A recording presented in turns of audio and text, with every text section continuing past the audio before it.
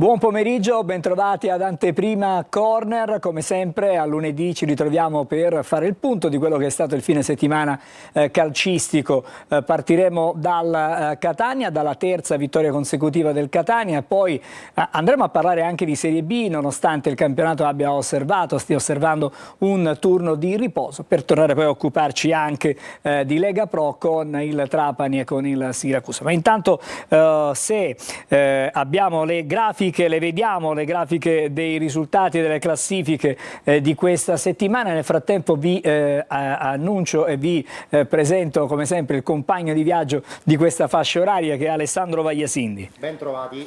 Allora Alessandro, in attesa che possiamo anche vedere la grafica con i risultati, la certezza che viene fuori da questa terza giornata, eccola qui, è che il Catania almeno in questo momento ha un passo importante, un passo direi difficile da sostenere, almeno per il momento anche da parte di alcune avversarie, e poi mi pare di poter dire che questa squadra si sia calata perfettamente in quella che è la categoria, cioè una squadra proprio fatta per la Lega Pro. Arriveremo a questo ragionamento fra non molto. Nel frattempo noi intanto vediamo e leggiamo i risultati complessivi diciamo della giornata. Andiamoli a vedere tutti. Dunque Giuliano Foggia 1-0, a Sorrento il Trapani è passato per 2-1, Casarano Benevento 1-0, risultato chiaramente a sorpresa. La Casertana ha battuto il Potenza 3-2, Catania 4-0 al Monopoli, il Crotone e Cosenza hanno pareggiato 0-0, il derby di Calabria, poi ancora Altamura Cavese 2-1, il Cerignola ha battuto il Siracusa 3-1, il Latina ha perso in casa con il Picerno. Si giocherà il 17 di settembre invece Salernitana Atalanta Under 23 per motivi legati alla convocazione di alcuni giocatori dell'Atalanta. La classifica che si viene a formare dopo queste tre giornate, almeno per il momento, con il Catania da solo in vetta a 9 punti, poi Casertana e Salernitana con il Benevento a 6, Cerignola e Picerno 5, a 4 Crotone, Giuliano, Potenza e Monopoli assieme al Casarano, 3 punti per Atalanta Under 23, Altamura e ancora Latina, poi a 2 c'è il Cosenza, 1 punto per Cavese e Sorrento, 0 punti ancora per Siracusa e Foggia. Il Trapani sta lentamente, diciamo, azzerando quello che era il gap iniziale a -1, visto e considerato il -8. In una classifica effettiva il Trapani sarebbe secondo perché ha fatto 7 punti. Questo testimonia anche del valore della squadra che quest'anno ha messo su il presidente Antonini, che evidentemente ha fatto tesoro degli errori della scorsa stagione. Trapani una mina vacante. Bisogna capire effettivamente cosa succederà nelle altre settimane, ma siamo ancora all'inizio, sono appena passate 3 giornate, è difficile fare, diciamo, dei bilanci. Ma il fatto che il Catania abbia vinto 3 partite, abbia realizzato 11 gol e nessun gol al passivo è un dato comunque che può dare delle indicazioni, delle prime indicazioni.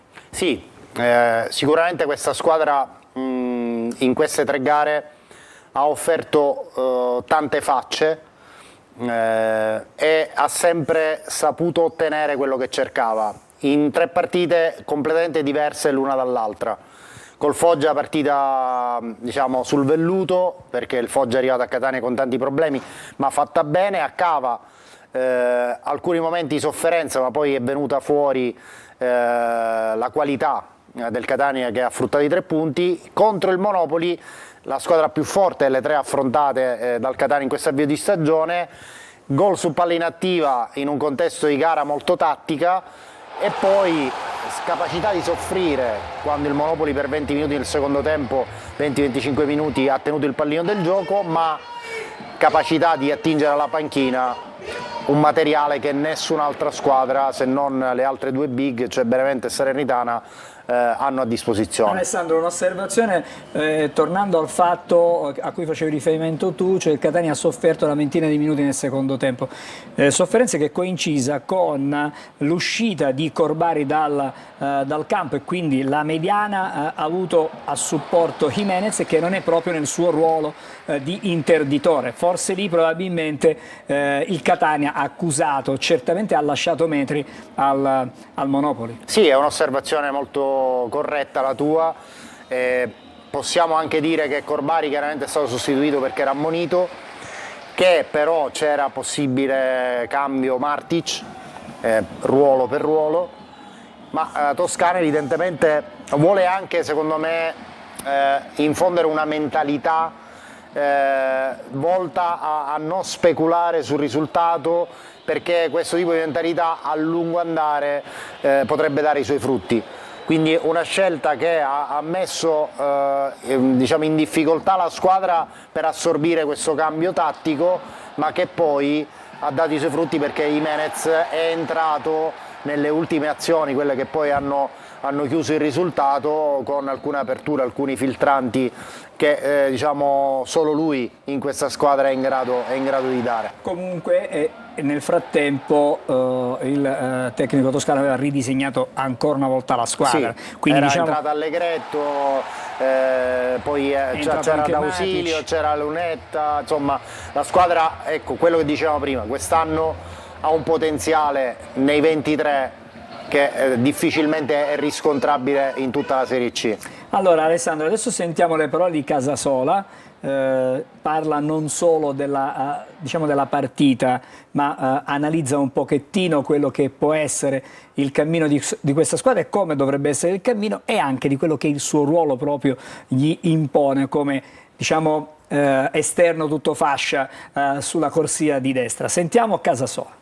Dovevamo partire col piede destro, lo stiamo facendo, c'è entusiasmo, c'è un gruppo coeso che piano piano sta diventando ancora più unito, vincere aiuta sempre comunque a vincere, quindi siamo contenti, c'è entusiasmo e siamo consapevoli che ancora c'è molto da fare, ma penso che siamo sulla strada giusta. Il mio ruolo va interpretato prima da difensore, prima bisogna fare bene la fase difensiva, dopodiché si può pensare anche ad attaccare. Sono state delle partite diverse, però la cosa importante è che Catania ha fatto 9 punti, soprattutto non ha preso gol, quindi per noi, io mi considero un difensore, per noi difensori è la cosa più bella, quindi bisogna continuare a lavorare e seguire questa strada qua. È un Casasola piuttosto lucido nell'analisi anche non solo del suo ruolo, ma come si sta formando, come si sta costruendo questa squadra, che domenica andrà a giocare su un campo un po' complicato, che è quello del Cosenza, che ancora non ha trovato la vittoria, se non dico male, in questo campionato. 2 pareggi e una sconfitta. 2 pareggi e una sconfitta, e arriva dal derby con il Crotone.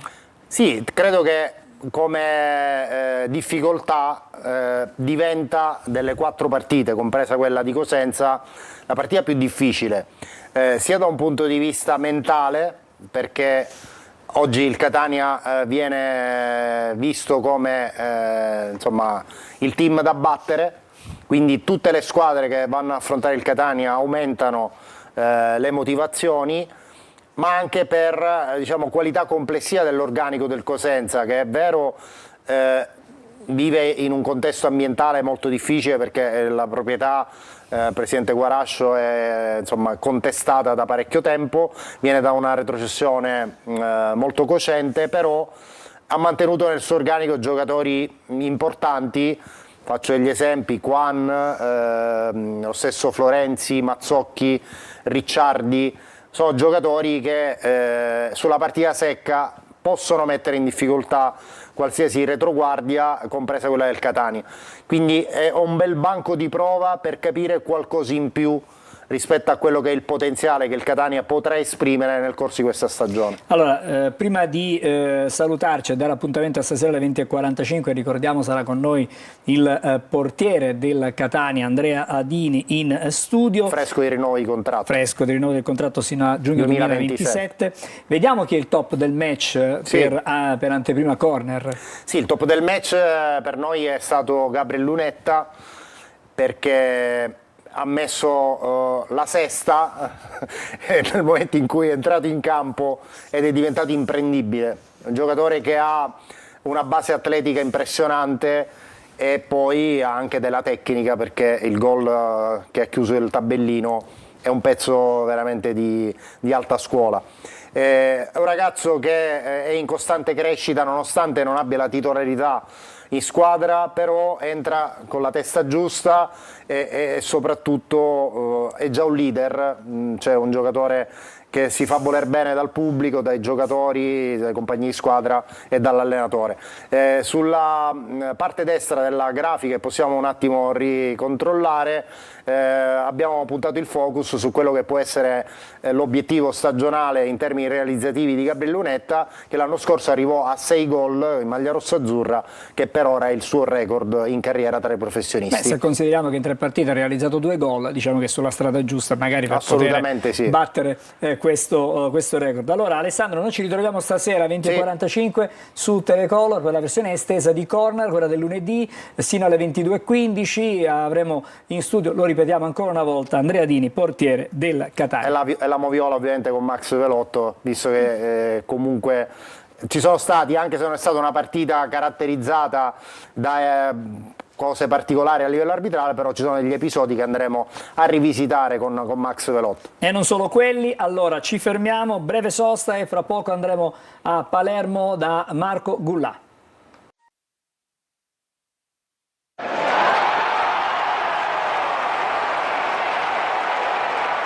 Siamo di nuovo insieme per Anteprima Corner e adesso andiamo a Palermo. Buon pomeriggio a Marco Gullà.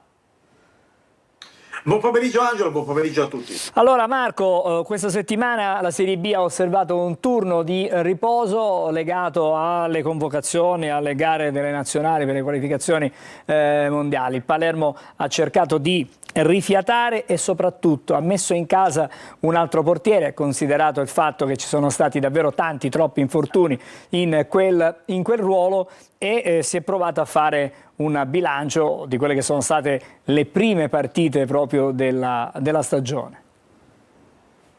Sì, un bilancio che tra l'altro ha fatto il direttore sportivo Ossi, non soltanto ovviamente del mercato che lui ha ritenuto assolutamente soddisfacente, ma comunque anche noi, insomma, il mercato del Palermo è stato un mercato positivo, importante, e poi anche un bilancio di queste prime giornate, ovvero il passaggio del turno in Coppa Italia ai danni della Cremonese e poi le prime 2 giornate di campionato in cui il Palermo ha collezionato 4 punti. Diciamo che un bilancio dolce più che agro, perché comunque ancora sappiamo benissimo che gli equilibri sono molto sottili e soprattutto il Palermo, come altre squadre, deve rodare, quindi avere già 4 punti conquistati possiamo dire che è certamente già un traguardo positivo, visto che se dobbiamo fare un parallelo con l'anno scorso possiamo dire che il Palermo l'anno scorso aveva fatto 0 punti in 2 giornate, questa volta ne ha fatti 4. Però al di là di questo c'è sicuramente una consapevolezza, una convinzione anche dei propri mezzi che aumenta, anche perché comunque il campionato di Serie B ha un coefficiente di difficoltà decisamente alto, e al di là nomina, al di là dei proclami che si possono fare, poi dovrà parlare il campo, quindi il Palermo dovrà dimostrare comunque di essersi guadagnato questa etichetta di possibile vincitrice del torneo. Sappiamo benissimo che tra la teoria e la pratica c'è molta differenza. Sì, sentiamo le parole di Carlo Ossi, il direttore sportivo del Palermo, e poi cercheremo di capire anche che tipo di ripresa attende il Palermo. Sono un po' di partite piuttosto ravvicinate e qualcuna anche un po' più complicata, ma sentiamo comunque Osti. Abbiamo, penso, scelto il meglio che ci potesse essere in categoria perché conosce molto bene la Serie B. Lui dà l'impressione sempre di fare ogni cosa come se fosse la più importante della sua vita. Per quanto riguarda la città, io penso che ci fosse bisogno di un cambiamento, indipendentemente dal nome di Inzaghi, e questo cambiamento è avvenuto e penso che la città e i tifosi abbiano apprezzato questo. Io dico che noi siamo il Palermo e non dobbiamo aver paura di nessuno, ma nello stesso tempo sappiamo che questo campionato è molto competitivo sia per quanto riguarda la promozione che per quanto riguarda la retrocessione. Allora, a parlare Ossi, come abbiamo detto, ho fatto intanto un ritratto di Inzaghi, poco da dire perché è un allenatore che con la Serie B va a braccetto, un profondo conoscitore, e evidentemente adesso servono chiaramente i risultati. A partire già dalla prossima partita, non è che non si siano fatti i risultati, perché il campionato di B è un campionato davvero affascinante e complicato. Intanto perché vediamo 8 squadre a 4 punti dopo 2 giornate, significa evidentemente che c'è tanto equilibrio in questa fase iniziale, e tra l'ultima in classifica, che è la Sampdoria, e il Cesena, che in questo momento è il primo, ci sono appena 4 lunghezze, quindi diciamo che ancora i giochi sono tutti da scrivere. Marco. Certo, dico, tanto alla seconda giornata, ma al di là di questo io poi credo che questo gruppone si snellirà un po', e poi squadre come il Monza, il Venezia, il Palermo in questo caso potrebbero prendere il largo e magari iniziare, insomma, ad allontanarsi da altre squadre. Ma come dicevo poc'anzi, deve sempre parlare il campo che vedrà il Palermo impegnato domenica su Tirol, a Bolzano. Sicuramente una gara molto molto delicata, anche perché il Sud-Tirol ha dato prova già di essere una formazione che cambia poco negli anni, che quindi conserva un po' quell'ossatura, e che è una squadra abbastanza temibile. La Sampdoria ne sa qualcosa, 3-1 vittoria proprio il Sud Tirol contro i blu cerchiati. Mi ricorda un po' il Cittadella, sai, che cambiava pochissima pressione, però il Cittadella spesso, addirittura un anno sfiorò anche la Serie A, Cittadella spesso rientrava nei playoff, e soprattutto era una squadra che in casa al tombolato non ce n'era quasi per nessuno, quindi Sud Tirolo potrebbe essere anche una sorta di outsider di questo campionato. Poi è ovvio che il Palermo, se vuoi davvero lasciare un segno e vuoi iniziare a sgommare, devi fare 3 punti su un campo così insidioso. Potrebbero esserci anche dei cambiamenti di formazione, perché il Palermo in attacco, al di là dei gol segnati contro la Reggiana 2, insomma una squadra spuntata, a parte una squadra un po' spuntata, tante occasioni collezionate ma pochi gol segnati. Allora, per irrobustire il reparto offensivo, Inzaghi potrebbe, insomma, adottare delle scelte inedite, come un 3-5-2 con l'avanzamento di Brunori al fianco di Poyampalo,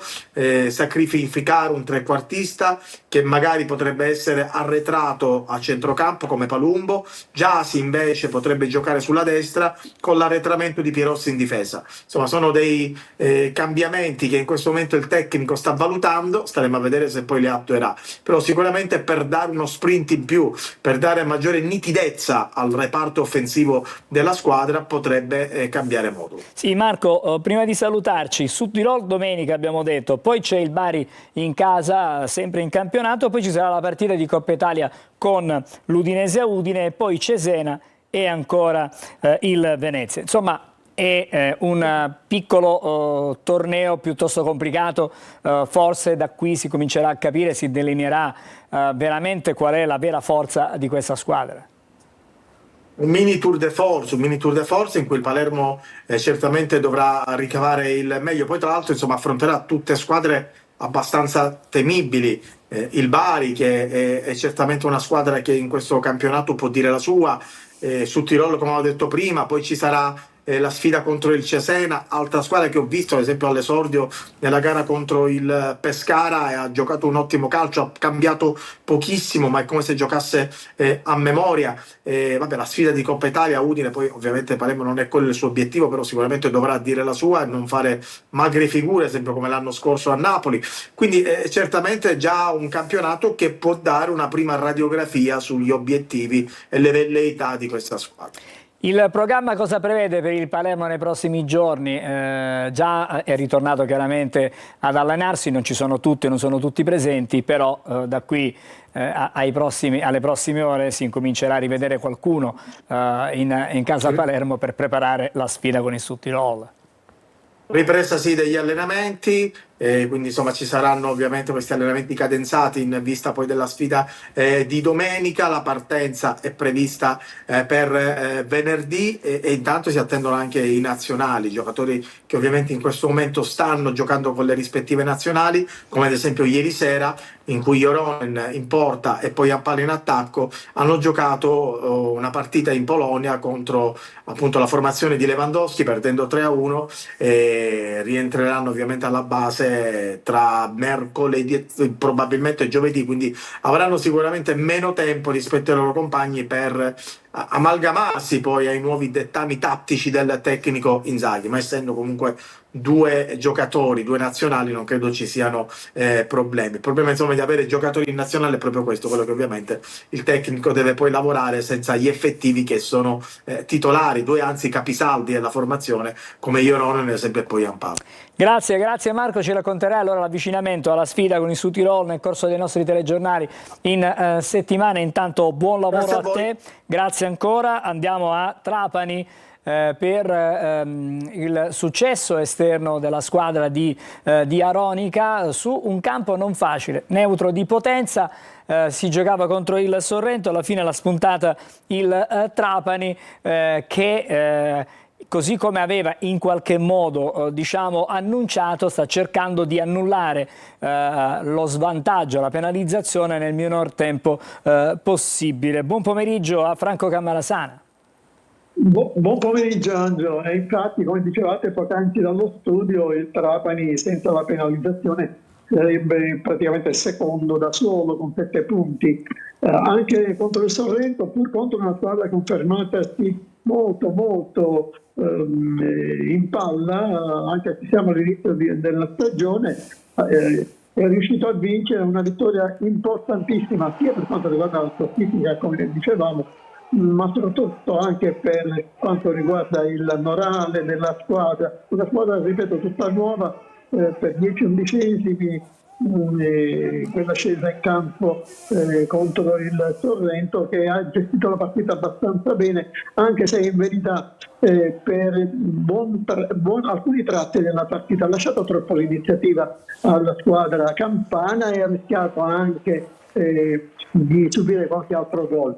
Tra l'altro il Sorrento proprio nei minuti di recupero ha anche rischiato di pareggiare con un colpo di testa di Santini, lasciato solo praticamente a 2 passi dalla porta, che per fortuna del Trapani ha spedito il pallone al lato. Nel complesso, ripeto, una buona partita, anche se è un Trapani che deve crescere ovviamente, ed era nel numero normale delle cose. È un Trapani che domenica affronta la Casertana, che come voi dicevate nello studio domenica ha vinto 3-2, una partita importantissima, che proietta al secondo posto della classifica, può essere una vagante che a Trapani rischia di affrontare senza 3 titolari della sua difesa, perché ancora non si sa se potrà recuperare Nicoli, che si è infortunato in occasione della partita contro la prima partita del campionato contro il Casarano. Domenica è stato espulso Giron in occasione del rigore concesso al Sorrento, e poi occorre vedere, oggi probabilmente in questi giorni avremo fatto degli accertamenti, vedere le condizioni di Pirrello, costretto ad abbandonare il terreno di gioco domenica per via di un colpo a una caviglia subito in un contrasto con un avversario. Franco, ti interrompo un attimo. Franco, ti interrompo perché sentiamo le parole del vice allenatore Spataro e vediamo come ha visto la partita lui. Sì, perché non è andato in sala stampa a Aronica perché mi hanno detto era completamente afono a fine gara. E quindi speriamo e auguriamo una pronta guarigione ad Aronica, ma sentiamo Spataro. Abbiamo aggiustato qualcosa in termini tattici, si è visto abbastanza.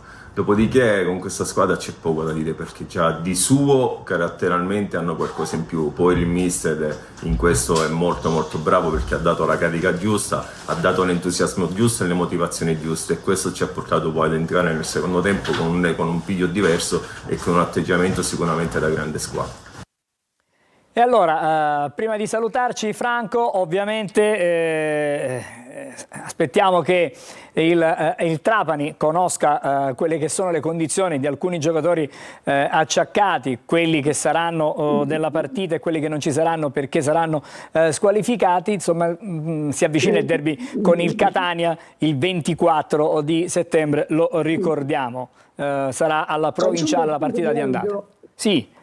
Aggiungo che praticamente il Trapani potrebbe attingere per completare gli uomini a disposizione di Aronica tra i giocatori acquisiti proprio nelle ultime battute del calciomercato, tipo Stramaccioni, tipo Motok, tipo Palmieri, che non erano a disposizione di Aronica nella partita col Sorrento, perché non si è riusciti a integrare per tempo la fideiussione in modo da poter avere i contratti registrati, cosa che dovrebbe avvenire questa settimana. Vedremo, ripeto. Attualmente è un Trapani con un grosso punto interrogativo per quanto riguarda la difesa.